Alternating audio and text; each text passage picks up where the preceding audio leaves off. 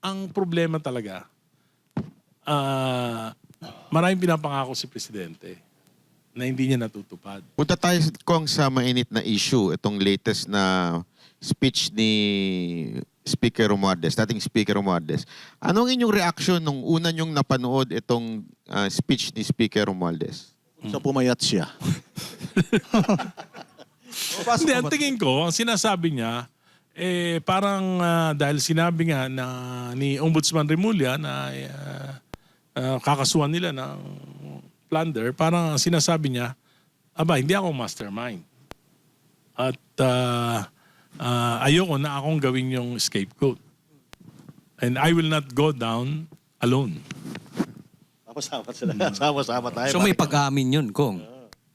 Hindi ko alam. Indirectly. Pero, siguro, hayaan na natin sa imagination ng lahat yung kanilang yung Pero ibig kung may sabihin. tanong ako, Pero ibig sabihin, kasi ang problema talaga, maraming pinapangako si Presidente na hindi niya natutupad. Di ba? Una, sabi niya, pa-imbestigahan niya talaga. So, binuo niya yung ICI, Independent Commission for Infrastructure. Magaling si Babe Singson, magaling si Pajardo, nag-resign. Hindi na ponduan. At ang pinakamahalaga na report dapat ng ICI, hindi lang kung sino yung mga nagkasala. Ang pinakamahalaga doon, ano yung proseso na nangyari kung bakit umabot sa ganito yung korupsyon. Kasi kung nakita yung proseso ng pag-aralan at nagbigay ng recommendations kung paano, para hindi na maulit ito, maganda sana. Pero hanggang ngayon, hindi natin alam kung ano naging silbi nung ICI. Pangalawa, sinabi niya, priority legislation niya, yung Independent Commission. Isa nga ako sa author ng Independent Commission for Infrastructure. Corruption in Infrastructure. So, minadali yan. Dahil sabi niya, priorities. Minadali namin yan. Nag-overtime kami. Naipasa namin sa committee. Tapos biglang hininto. Maski si Senator Soto, sabi niya, ipapasa ng Senado. Biglang nahinto.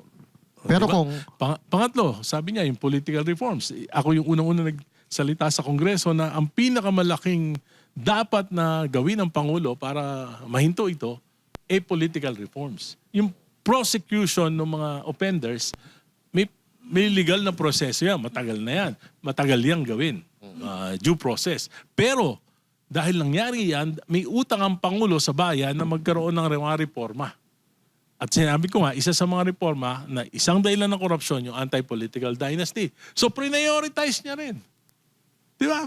Sinabi niya, priority. Sabi niya, priority. Oo, priority. Pagkatapos, nag-file yung anak niya ng hoax, anti-political, hindi naman anti-political yun eh. Ano yun? Pro-political dynasty. Institutionalizing political dynasties. Kaya, sabi ko, marami siyang pangako na hindi niya natutupad. Sabi niya, magpapakulong siya December. Walang nangyari. Ngayon, nagsalita si Ombudsman Remulla, May. Malapit na yung May. Magiging mainit daw ang At summer. ngayon, siguro, talagang maliit na yung elbow room ng administration. Pag hindi pa matutupad to, talagang medyo mako-question na talaga yung credibilidad nila na bigyan ng solusyon. Itong pinakamalaking nakawan na nangyari sa national, sabi ko nga, the greatest heist in the history of Philippine budgeting and infrastructure.